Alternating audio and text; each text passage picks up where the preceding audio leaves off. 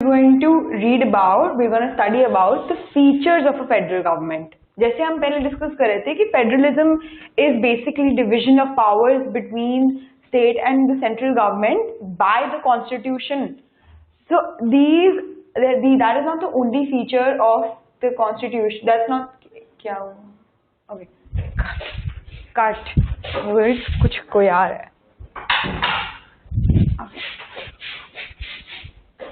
Okay, take 2.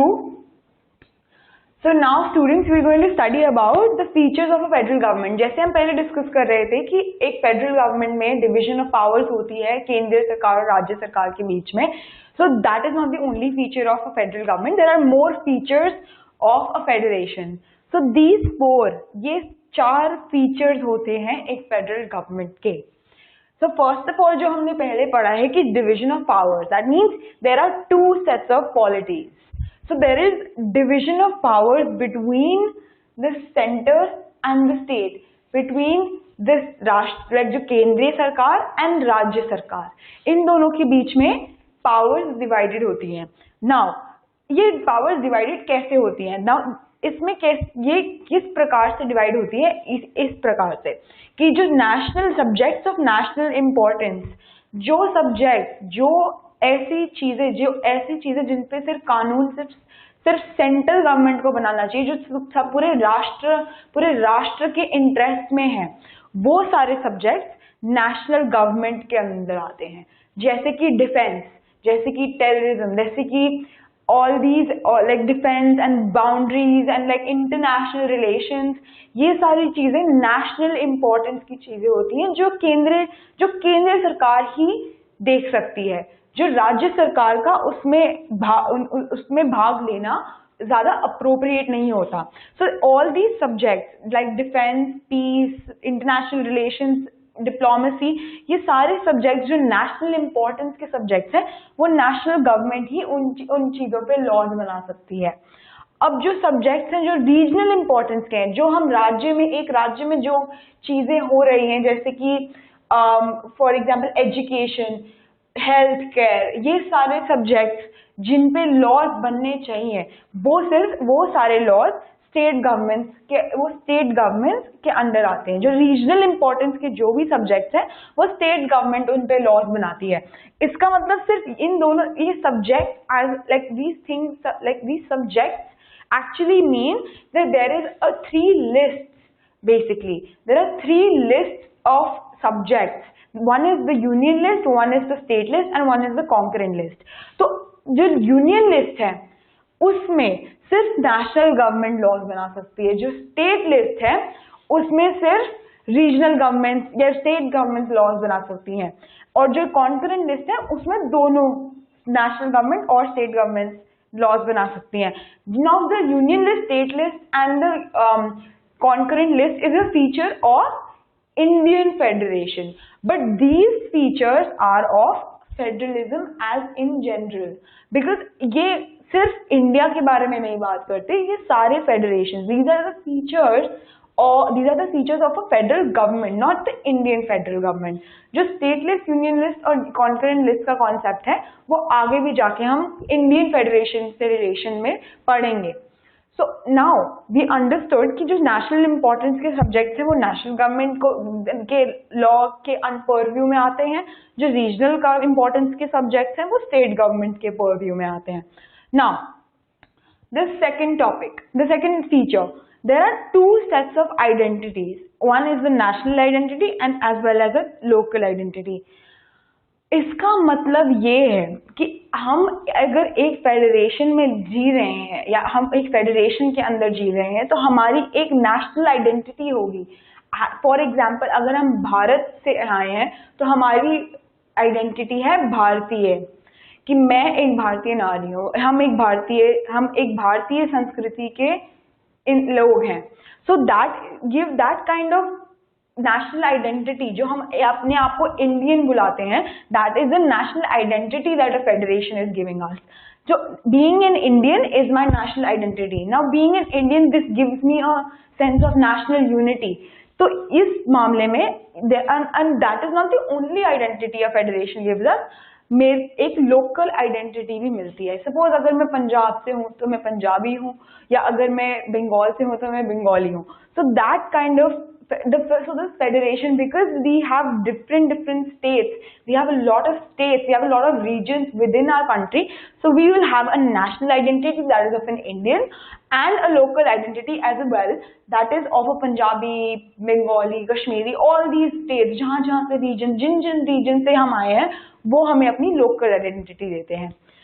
And also we need to understand कि ये local identity हमें क्या, इस लोकल आइडेंटिटी का क्या इंपॉर्टेंस है। इस लोकल आइडेंटिटी से हमें ये पता चलता है कि हाँ, वी कैन गवर्न आवरसेल्फ, कि हम as a state, as a region, we can govern our or community. हम अपनी कम्युनिटी के अंदर कैसे जीते हैं। एक स्टेट गवर्नमेंट, एक स्टेट के अंदर अलग रूल्स हैं, अलग नॉर्म्स हैं, तो वो स्टेट अपने आप बनाते हैं, वो ही local identity. When we relate to ourselves as a local individual, हमारे कुछ नॉर्म्स अलग होंगे and won't be similar from, and they won't be similar to all the states of India. So that kind of local identity gives us the importance, reflects our self-governance.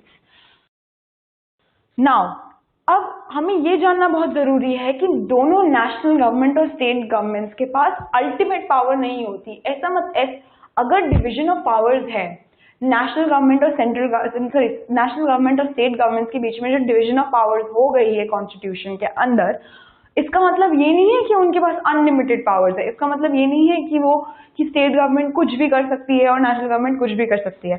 इसका मतलब ये है कि both governments have limited powers. Both the governments, central and state governments के powers limited होते हैं। उन दोनों को अल्टीमेट पावर्स नहीं मिलती। जैसे कि मैंने बताया था कि कि अगर सपोज स्टेट गवर्नमेंट सिर्फ कुछ सब्जेक्ट्स पे लॉज मेक कर सकती है, कुछ सब्जेक्ट्स पे कानून बना सकती है, और जो नेशनल गवर्नमेंट है वो भी कुछ ही सब्जेक्ट्स पे लॉज कानून बना सकती है। So both governments have limited powers, कि मतलब ऐसा नहीं है कि उन दोनों के पास अनलिमिटेड पावर्स है। कॉन्स्टिट्यूशन ने उनकी पावर्स पे लिमिटेशंस भी डाली हैं। Now the third feature of federalism is a written and rigid constitution. इसका मतलब ये है कि एक फेडरल गवर्नमेंट की कॉन्स्टिट्यूशन, एक फेडरल गवर्नमेंट का संविधान हमेशा लिखित में होना चाहिए। जैसे कि इंडिया का constitution is written, whereas Britain का कॉन्स्टिट्यूशन इज अनरिटन। तो इसका मतलब यह है कि एक प्रॉपर लिखित कॉन्स्टिट्यूशन होना बहुत जरूरी है for a federal government. Now a rigid constitution का मतलब क्या होता है कि इसका मतलब, रिजिड कॉन्स्टिट्यूशन का मतलब ये है कि कुछ भी अगर हमें कॉन्स्टिट्यूशन में या संविधान में कुछ चेंजेस लाने हैं या उसको मॉडिफाई करना है या कुछ भी किसी भी प्रकार का बदलाव लाना है संविधान में, तो वो बदलाव हम इतने आसानी से नहीं ला सकते। हमें कॉन्स्टिट्यूशन जो अब लिखी गई थी वो कुछ इंपॉर्टेंट प्रिंसिपल्स पे लिखी गई थी, कुछ इंपॉर्टेंट आइडियल्स पे लिखी थी, एंड वो और इस कॉन्स्टिट्यूशन को तुम कभी भी इतने आसानी से अमेंड नहीं कर सकते। और this constitution of federal government can not be amended until both the national government and state governments agree. इसका मतलब ये नहीं है कि सारे सब्जेक्ट्स पे ही, सब सब्जेक्ट्स पे नेशनल गवर्नमेंट को भी अग्री करना पड़ेगा या स्टेट गवर्नमेंट को भी अग्री करना पड़ेगा अगर कोई अमेंडमेंट लाना है। इसका मतलब ये है कि अगर सपोज इन दोनों की डिस्ट्रीब्यूशन ऑफ पावर्स, इन दोनों के अंदर जब स्टेट गवर्नमेंट और नेशनल गवर्नमेंट के बीच में जिस प्रकार से कॉन्स्टिट्यूशन में पावर्स डिवाइड की गई हैं, उस चीज को, उन प्रिंसिपल्स को, उन डिस्ट्रीब्यूशन ऑफ पावर्स के रूल्स को तुम तब तक चेंज नहीं कर सकते, तब तक बदल नहीं सकते जब तक दोनों स्टेट गवर्नमेंट, दोनों केंद्रीय सरकार और राज्य सरकार अग्री ना करे। उन दोनों को मानना पड़ेगा, अदरवाइज कॉन्स्टिट्यूशन में अमेंडमेंट नहीं आ सकता with regard to power sharing. Constitution of a federal government is always supreme. जैसे कि मैंने कहा कि हमें पावर्स, हमें हर रूल्स हमारी लिखित कॉन्स्टिट्यूशन से ही मिलती हैं, कि इन state government and national government would not exist अगर संविधान में उनकी एग्जिस्टेंस के बारे में नहीं लिखा था। तो कॉन्स्टिट्यूशन इज सुप्रीम। कॉन्स्टिट्यूशन हमेशा, एक written constitution is always the supreme source of all powers, of all rules and of all regulations, yeah, and of all rights also. So the fourth feature now of the federal government is कि एक federal government में हमेशा independent judiciary होनी चाहिए. हमने judiciary के बारे में अपने पुराने चैप्टर्स में पढ़ा था कि judiciary consist of supreme court, high courts, local courts and जजेस and the chief justice of India. So the judiciary should in a federal government should always be independent. Independent का मतलब है कि उनको किसी भी प्रकार का कोई भी लेजिस्लेचर, कोई भी सरकारी संस्थान उन पे हावी नहीं हो सकती. So independence of judiciary is a very important feature of any federal government. कि because जुडिशरी जो है वो कभी भी बायस, इसलिए उसका इंडिपेंडेंस बहुत जरूरी है. Because judiciary always resolve conflict between the centre and state regarding power sharing. अब देखो, इस डिविजन ऑफ पावर्स, इस ऐसी division of powers between national government and state governments, इस डिविजन ऑफ पावर्स में कहीं ना कहीं सेंटर और स्टेट के बीच में कॉन्फ्लिक्ट्स होते हैं. और ये conflict they're bound to happen.